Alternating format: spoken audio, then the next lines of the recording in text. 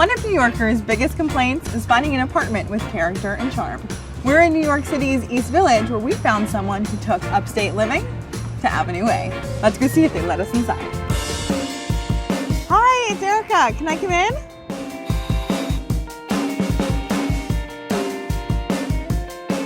Thank you so much for having me in your amazingly cozy, charming New York City abode. Yeah, of course. Tell me a little bit about who you are and what you do. I'm Megan Ald. I am an interior designer.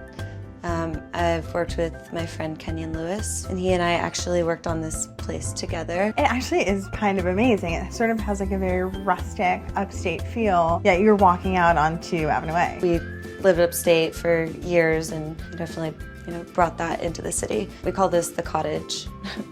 The place upstate was called the Manor. This is the Cottage. It's like a weird little old house with the pressed tin and the brick and the exposed beams upstairs. Never really seen anything like it, and definitely not in the Village before. What were some of the details that you guys brought into the space when you decided, okay, this is the Cottage? The wall behind you, it was actually just a plain white wall, and all of this wood was down in the street here on Avenue A.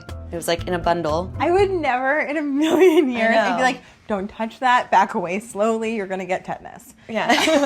What's fantastic about this space is Megan's DIY approach. Whole walls to tiny details have been created or curated by hand. I started hand dyeing fabric a few years ago, and I saw a picture of a completely indigo dyed bed, so I decided to do that. So you dyed this yourself? Yeah, I dyed the sheets. I'm so not DIY. If you said to me, like, dye a blanket, I'd be like, okay, call me later.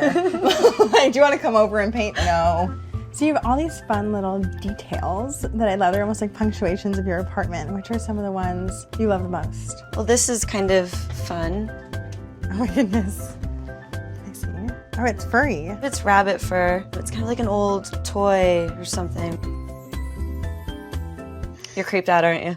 A little bit. Yeah. I'm a little weirded out. You don't need to touch it if you don't want. I don't want to stop. You can carry it around with you if you I'm not going to do that.